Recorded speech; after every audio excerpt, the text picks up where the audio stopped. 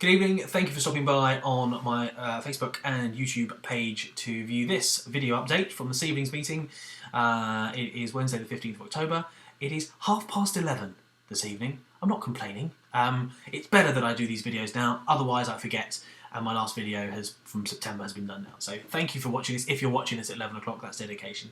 But I'll get to the point. So, long agenda, long meeting, 2 hours 43 minutes in total. So I don't intend on covering all of the items on the agenda, as some of them are very specific to individuals, but I will cover the main ones. So I will get right to it.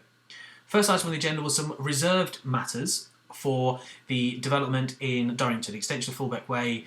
The way it works is that planning permission has been given for a development, but bits and bobs have been reserved. So yes, you can build however many houses is one thing.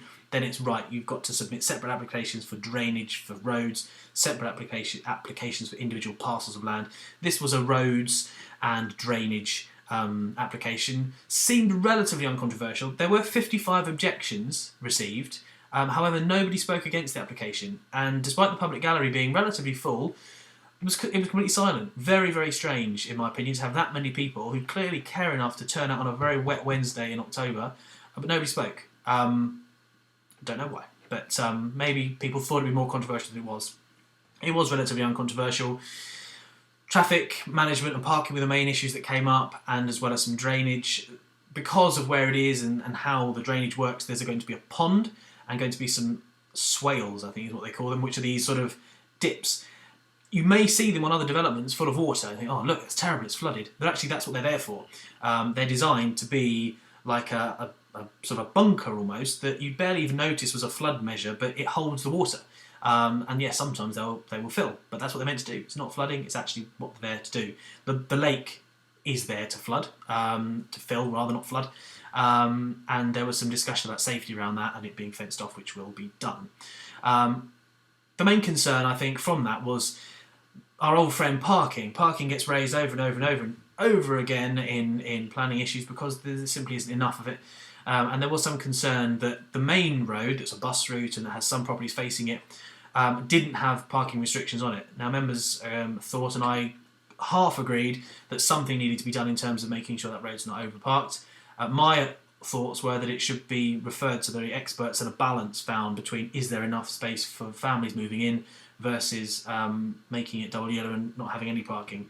Some members were more of the other view, that it should be double yellow and you know, that'll deal with it. And one other member thought that we were all being far too bossy and we were dictating people's lives and that we should leave it well alone. But that application was approved and they will move on to the next stage. Apparently it's been in the pipeline for 10 years or more, so if you're looking at putting a deposit down, don't hold your breath. The next item was... what item was that? Selden's Way. Very quickly on this one. This was the erection of a two-storey, two-bedroom house.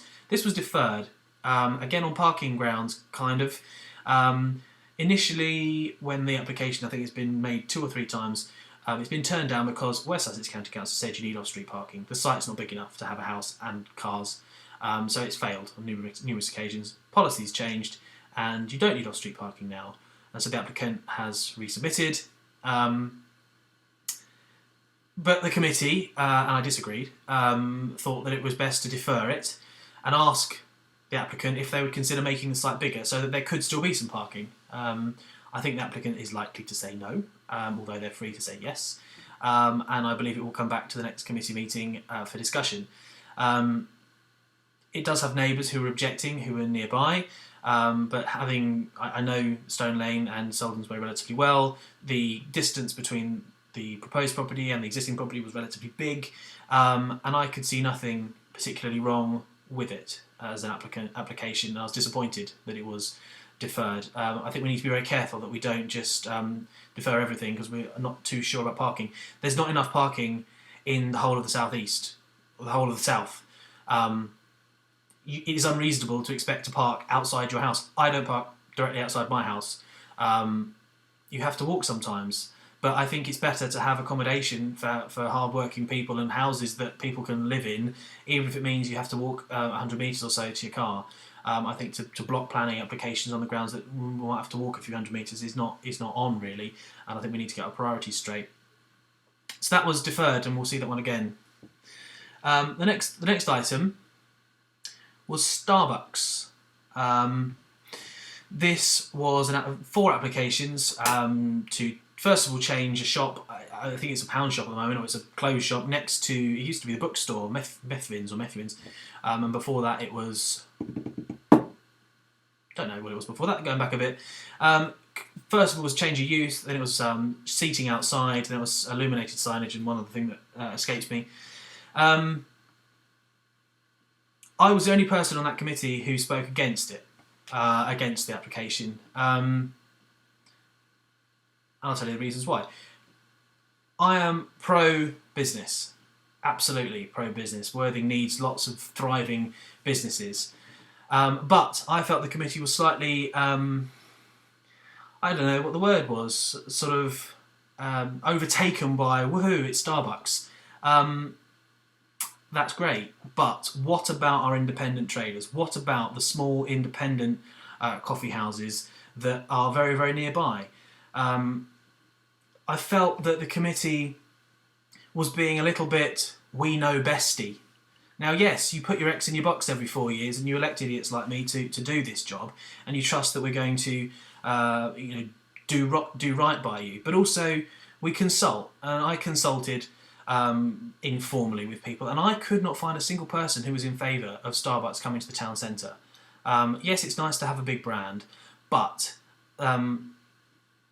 it will only diminish the amount of trade that is currently shared between tens and tens of other coffee shops. And I frankly think that we could do better. Yes, it's going to be a unit that's no longer empty, great. Yes, it will create jobs, and that is fantastic. But at what cost? If we create 20 jobs here and we lose 3 independent coffee shops, or they lay off staff, then have we gained anything? So I voted against it, and I was the only one who did, and I will not be patronising, which I think is the correct term for visiting a coffee shop, I will not be patronising that particular coffee house. Yes, I understand that the applicants are local people, and it's a franchise, and whatever, but Starbucks is an international brand, a brand that has been in the media for all the wrong reasons over the last few months, and I would much rather spend my £2.20 on a latte with somewhere local and a real independent coffee shop, coffee house, and so I voted against it. And I stand on my principles. I could not look local independent traders in the eye and say I voted for Starbucks. So it was a big thumbs down for me, but it didn't make any difference, and it was passed anyway. But that's the democratic process for you. Finally, an item in my ward, Marine Ward, that I share with councillors Paul Yallop and Joan Bradley, fabulous people. There's a parcel of land near West Worthing Station that has planning permission to build some houses on it. Initially it was thought that some trees could be retained, but some work's done to lift them up.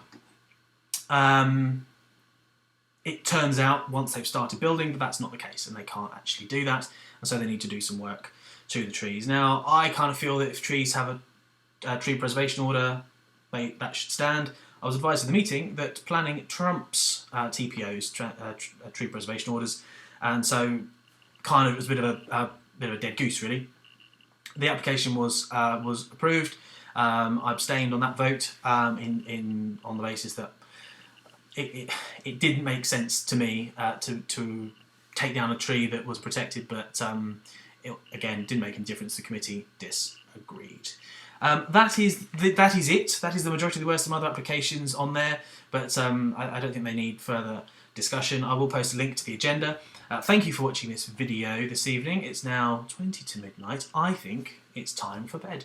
But thank you for watching. Please share this video with anybody who might like it. Please also share it with anyone who doesn't like Starbucks or doesn't like their coffee. I think there are lots of great places to have coffee, but Starbucks, in my opinion, isn't one of them. Not that that was a consideration this evening. It was purely based on supporting local businesses rather than big international conglomerates.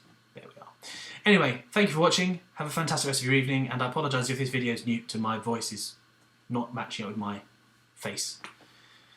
think you understand what I mean. But thank you for watching, and I look forward to my next video boring you to tears very soon. Thank you very much. Good night.